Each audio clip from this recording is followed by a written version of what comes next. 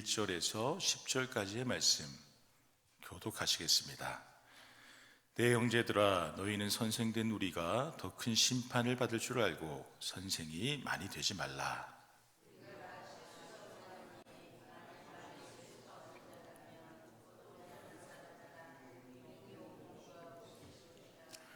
우리가 말들의 입에 재갈 물리는 것은 우리에게 순종하게 하려고 그 온몸을 제어하는 것이라.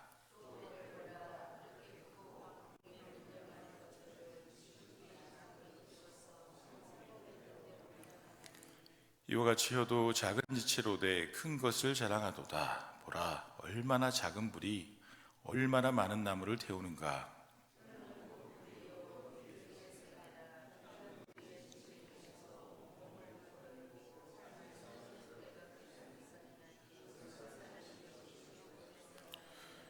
여러 종류의 짐승과 새와 벌레와 바다의 생물은 다 사람이 길들일 수 있고 길들여 왔거니와,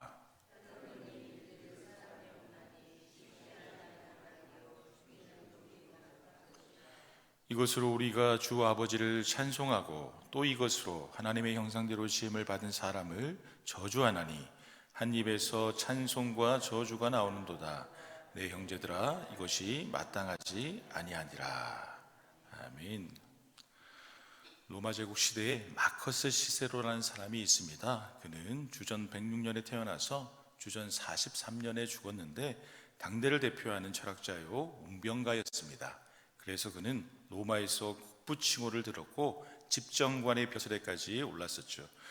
그가 이같이 된 것은 웅변에 타고난 재능이 있었기 때문입니다. 태어날 때부터 말재주가 있었던 그는 높은 학문을 더해서 젊은 나이에 이미 로마 제1의 변호사라는 평판을 들었습니다.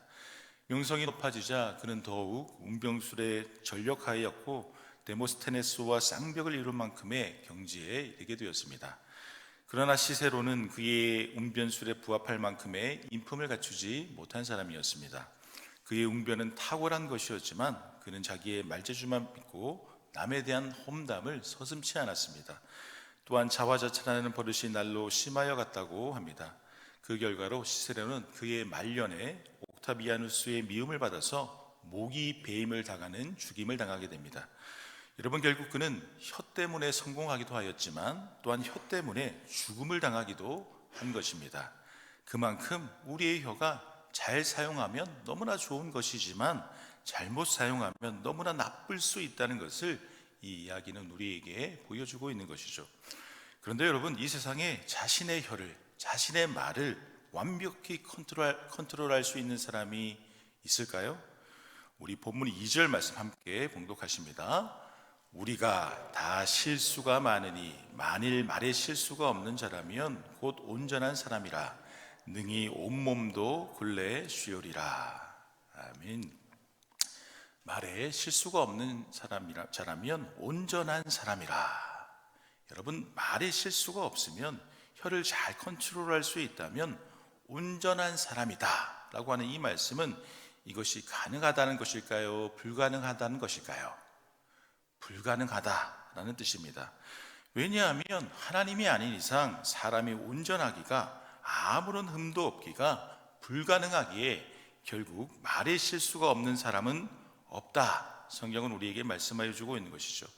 최대한 말에 실수가 없게끔 노력하며 살아가는 것이 사람이다 라고 하는 것이죠.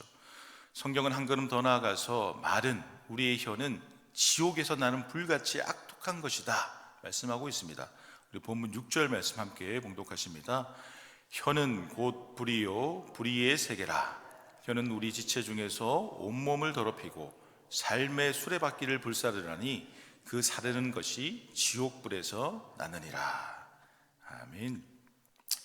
여러분, 우리의 말 자체가, 혀 자체가 잘못 사용되어지면 그 출처가 어디라고 말씀하십니까? 지옥불에서 나는 것이다. 지옥불에서 나와서 모든 세상을 불의의 세계로 만드는 것이 우리의 말일 수 있다. 성경은 말씀하고 있는 것입니다. 여러분, 우리 모두 다 감정이 올라와서 정제되지 않은 거친 말을 하고 욕설을 하면서, 더 나아가서 폭력을 휘두르면서 싸우는 사람들을 목격한 일이 있을 것입니다.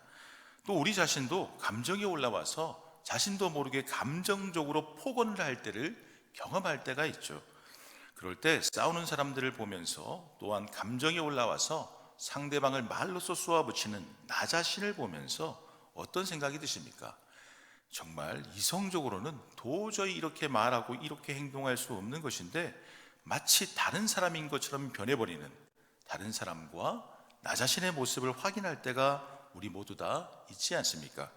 그런 것처럼 우리의 말이 좋지 않은 쪽으로 사용되게 되면 그 근원과 출처는 지옥이다, 사탄의 것이다, 성경은 우리에게 말씀하여 주고 있는 것입니다. 특히 지옥불과 같은 우리의 말이 더욱더 무서운 것은 그 불같은 말로 인하여서 우리의 삶의 수레바퀴가 불타버릴 수 있다, 성경은 말씀하고 있기 때문입니다. 그 불같은 말로 인하여서 상대방과 내가 속한 공동체 그리고 나 자신의 삶 자체가 활활 타오르는 불처럼 우리의 인생을 망칠 수 있다, 성경은 우리에게 경고하고 있는 것이죠. 그뿐 아니라 본문 8절을 보시면 우리의 혀는 쉬지 아니하는 악이요 죽이는 독이 가득한 것이다, 성경은 말씀하고 있습니다. 쉬지 아니하는 악이요 죽이는 독이 가득한 것이다. 여러분, 우리의 혀가 잘못 사용되어질 때 우리는 입으로 쉬지 아니하고 악을 뿜어낼 수가 있는데 그 악한 말들은 능히 사람을 죽일 수 있는 독이 가득한 것이다, 성경은 말씀하고 있습니다. 뱀과 지네, 보거와 같은 생물들이 사람을 죽일 수 있는 치명적인 독을 가지고 있듯이 사람의 악한 말에도 독이 있어서 결국 사람을 죽게 만들 수 있다라고 하는 것이죠. 그러니 여러분, 우리의 말과 혀를 올바로 사용하는 것이 너무나 중요한 것임을 분명히 믿으시기 바랍니다. 여러분, 사람의 말에는 분명 힘과 권세가 있습니다. 왜냐하면 우리는 하나님의 형상으로 만들어진 하나님의 자녀이기 때문입니다. 하나님께서는 분명히 권세 있는 말씀으로, 능력 있는 말씀으로 이 땅을 창조하셨고 지금도 능력 있는 말씀으로 모든 자연을 운용하시고 다스리고 계십니다. 하나님께서 말씀으로 모든 것을 창조하셨으니 하나님의 형상을 닮은 우리의 말에도 힘과 권세가 있다라고 하는 것이죠. 여러분, 사람에게 욕이나 좋지 않은 말을 듣는 식물과 사람에게 좋은 말과 행복한 말을 듣는 식물이 그 성장에 있어서 너무나 큰 차이가 있다는 것은 이미 과학적으로 증명된 사실 아니겠습니까? 좋은 말을 계속 들은 식물은 그 뿌리를 잘 내리고 잎이 튼튼하게 잘 자라지만 좋지 않은 말을 계속 들은 식물은 그 뿌리를 내지 못하고 얼마 지나지 않아 죽어버리고 만다라고 하는 것이죠. 그만큼 사람의 말이 능력이 있다라고 하는 것입니다. 때로는 사람을 살리기도 하는 능력의 말이 될 수도 있고 때로는 사람을 죽일 수도 있는 악독한 말이 될 수도 있다는 것이죠. 우리는 이렇게 능력 많은 우리의 혀를 잘 관리할 필요가 있지만 그것이 쉽지 않은 것임을 오늘 성경은 계속적으로 우리에게 말씀해 주고 있습니다. 동물에게 재갈을 물리면서 그 힘을 제어하고 또 바다의 배를 키를 사용하여서 방향을 조절하듯이 우리가 세상의 만물을 조금씩 조절할 수 있는 부분들이 있지만 우리의 말과 혀는 참으로 조절하기가 쉽지 않다고 하는 것이죠. 특히 한 입으로 하나님을 찬송하고 한 입으로 하나님의 형상을 입은 사람을 저주할 수도 있는 이 모든 것이 하나님의 자녀들에게 전혀 마땅하지 않은 것이다, 성경은 우리에게 말씀하여 주고 있습니다. 그렇다면 우리는 어떻게 해야 할까요? 완벽할 수는 없겠지만, 완전할 수는 없겠지만 어떻게 하면 최대한 우리의 입을 컨트롤할 수가 있을까요? 그것은 다른 사람을 비판하는 교만한 선생의 자리에 최대한 서지 않는 것입니다. 우리 야고보서 3장 1절 말씀 함께 봉독하십니다. 내 형제들아, 너희는 선생된 우리가 더 큰 심판을 받을 줄 알고 선생이 많이 되지 말라. 아멘. 선생된 우리가 더 큰 심판을 받을 줄 알고 선생이 많이 되지 말라. 여러분, 여기에서 선생의 헬라어 원어는 디다스코입니다. 이것은 가르치다라는 의미를 지니고 있어서 교회 내에서 말씀으로 가르치는 사람을 뜻하는 것이라 보면 됩니다. 그런데 여러분, 야고보는 하나님의 감동으로 이 말씀을 기록하면서 겸손하게 자신을 포함하여서 자신까지 포함하여서 말씀을 가르치는 우리 모두가 더욱 큰 심판을 받을 수도 있기 때문에 선생이 많이 되지 말라라고 말씀하고 있습니다. 이것은 아무리 하나님의 말씀을 가르치는 자리에 있는 사람이라 하더라도 사람이기에, 인간이기에 실수가 많을 수밖에 없다라고 하는 것을 솔직하게 자기 자신을 빗대어서 말씀하고 있는 것입니다. 그리고 여기에 더불어서 그 당시 교회에서 소양과 자질이 부족한 사람들이 교회의 선생이 되고자 하므로 교회 안에 잘못된 가르침으로 인하여서 문제가 많이 있었던 것으로 보입니다.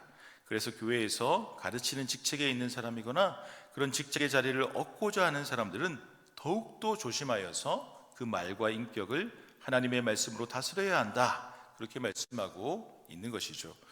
특히 야고보서 3장 13절 이하의 말씀에 나오는 것처럼 자신의 혀를 다스리기 원하는 사람은 시기와 다툼, 자랑과 정욕에서 나오는 땅 위의 지혜를 바라보아서는 안 됩니다.